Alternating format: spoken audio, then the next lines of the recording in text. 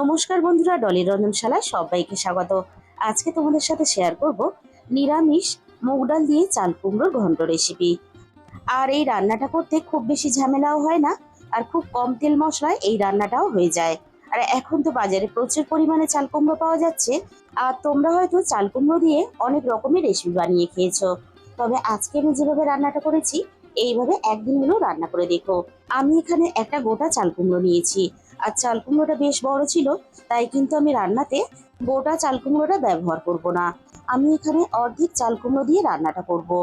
এবার আমি চাল কুমড়োটা কেটে নেব। প্রথমে এইভাবে আড়াআড়ি করে একটু মোটা রেখে কেটে নেব। আর বন্ধুরা, চাল কুমড়োর এই রেসিপিটা বানিয়ে তোমরা কিন্তু গরম গরম ভাত, রুটি, পরোটা যেটা দিয়ে মন চাইবে সেটা দিয়েই কিন্তু খেতে পারবে। আবারও আমি আড়াআড়ি করে একটু মোটা রেখে ডুমো করে কেটে নেব। এইভাবে যদি কেটে নেওয়া হয় তাহলে খুব সুন্দরভাবে যেমন সিদ্ধ হয়ে যাবে, তেমনই কিন্তু বেশ গোটাও থাকবে। আর একটু গোটা থাকলে তাহলে খেতেও ভালো লাগবে। সমস্ত চাল কুমড়োটা দেখো ঠিক আমি একইভাবে কেটে নিয়েছি। তাহলে চলো রান্নাটা আমি কিভাবে করেছি এবার সেটা দেখে নেওয়া যাক। প্রথমে আমি কড়াইয়ের মধ্যে 1 চামচের মতো সর্ষের তেল দিয়ে দেব। তেলটা আমরা প্রথমে হালকা একটু গরম করে নেব। আমি এখানে 100 গ্রামের মতো মুগ ডাল নিয়েছি। এবার আমি তেলের মধ্যে ডালটা ভাজার জন্য দিয়ে দেব। হালকা আছে নাড়াচাড়া করে ডালটা এবার আমরা ভেজে নেব। আর ডালটা ভাজার পরে আমরা কিন্তু আর দেবো না, কারণ ডালটা আগেই আমি খুব ভালোভাবে পরিষ্কার কাপড় দিয়ে মুছে নিয়েছি। আর ডালটা কিন্তু আমরা খুব বেশি ভাজবো না। ডাল থেকে সুন্দর একটা মিষ্টি গন্ধ বেরোনো পর্যন্ত আমরা ডালটা ভেজে নেব। মিনিট 2 মতো আমি ডালটা ভেজে নিয়েছি। ডাল থেকে সুন্দর মিষ্টি গন্ধ বেরোনোর সাথে সাথে আমি কেটে রাখা চাল কুমড়োটা দিয়ে দিলাম। এবার আমি ডালের সাথে চাল কুমড়োটা নাড়াচাড়া করে একটু ভেজে নেব। তবে খুব বেশি আমি কিন্তু চাল কুমড়োটাও ভাজবো না। মিনিট 2-3 মতো আমি চাল কুমড়োটা নাড়াচাড়া করে ভেজে নিলাম। এবার আমি পরিমাণ মতো জল দিয়ে দেব।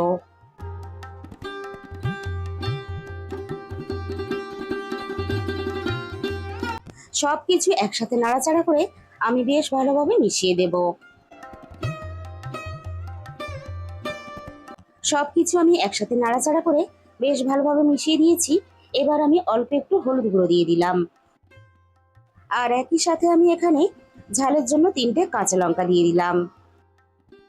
এবার আমি হলুদ গুঁড়োটা নাড়াচাড়া করে খুব ভালোভাবে মিশিয়ে দেব। হলুদ গুঁড়োটাও আমি নাড়াচাড়া করে ভালোভাবে মিশিয়ে দিয়েছি। এবার আমি কড়াইটা ঢাকা দিয়ে চাল কুমড়ো আর ডাল ভালোভাবে সিদ্ধ হতে দেব। বেশ কিছুক্ষণ আমি রান্নাটা করে নিয়েছি। এবার আমি কড়াই থেকে ঢাকাটা সরিয়ে নিলাম। এবার আমি একটু নাড়াচাড়া করে দেখে নেব ডাল আর চাল কুমড়ো ভালোভাবে সিদ্ধ হয়েছে কিনা। ডাল আর চাল কুমড়ো সবকিছুই এখানে বেশ ভালোভাবে সিদ্ধ হয়ে গেছে। এবার আমি কড়াই থেকে নামিয়ে নেব। আবারও আমি কড়াইটা ধুয়ে ভালোভাবে পরিষ্কার করে গ্যাসের মধ্যে বসিয়ে দিয়েছি। আবারও আমি কড়াইয়ের মধ্যে অল্প পরিমাণ সর্ষের তেল দিয়ে দিলাম। তেলটা খুব ভালোভাবে গরম করে নিয়েছি। এবার আমি তেলের মধ্যে ফোড়নে দিয়ে দেব অল্প একটু গোটা জিরে। একই সাথে আমি এখানে দিয়ে দেব 2টো শুকনো লঙ্কা। আর সবশেষে আমি এখানে ফোড়নে দিয়ে দিলাম 2টো তেজপাতা। এবার আমি ফোড়নটাকে নাড়াচাড়া করে কয়েক সেকেন্ড ভেজে নেব, ফোড়ন থেকে সুন্দর মিষ্টি গন্ধ বেরোনো পর্যন্ত।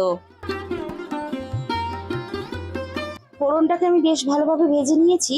আমি এখানে ঝালের জন্য একটা কাঁচা লঙ্কা আর অল্প একটু আদা বেটে রেখেছিলাম। এবার আমি তেলের মধ্যে দিয়ে দিলাম। একই সাথে আমি এখানে রান্নার স্বাদ মতো লবণটা দিয়ে দিলাম। এবার আমি আদাটাকে নাড়াচাড়া করে ভেজে নেব, আদার কাঁচা গন্ধটা চলে যাওয়া পর্যন্ত।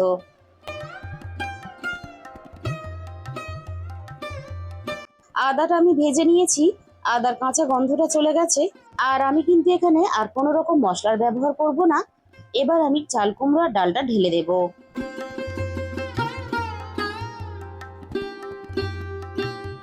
আবারও আমি সবকিছু একসাথে নাড়াচাড়া করে একটু মিশিয়ে দেব। আর আমি এখানে রান্নাটা খুব বেশি পাতলাও করব না, আবার খুব বেশি গাঢ়ও করব না। এইভাবে রান্না করলে তাহলে ভাত রুটি সবকিছুর সাথেই খাওয়া যাবে। আর রান্নাটা বেশ ভালোভাবে ফুটে উঠেছে। এবার আমি স্বাদ মতো চিনি দিয়ে দিলাম।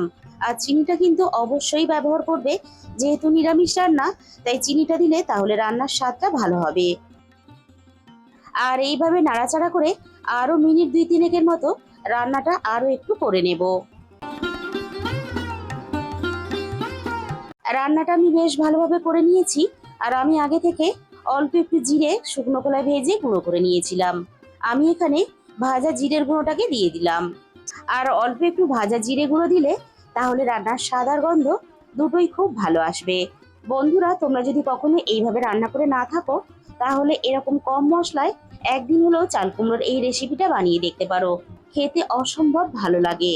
তাহলে বন্ধুরা, আজকের এই রেসিপিটা ভালো লাগলে ভিডিওতে একটা লাইক করে দিও। আর কমেন্টের মাধ্যমে জানিও তোমাদের কেমন লাগলো। আর যে সমস্ত নতুন বন্ধুরা এখনো পর্যন্ত আমার চ্যানেলটা সাবস্ক্রাইব করোনি, এরকম ঘরোয়া সহজ রেসিপি পেতে আমার চ্যানেলটা সাবস্ক্রাইব করে আমার পাশে থাকার অনুরোধ রইল। তার সাথে সাথে পাশে থাকা বেল আইকনটা ক্লিক করে অল করে দিও। তাহলে আমি যখনই কোনো নতুন রেসিপি আপলোড করব, সবার আগে তোমার কাছে পৌঁছে যাবে। আজকে তাহলে এই পর্যন্ত।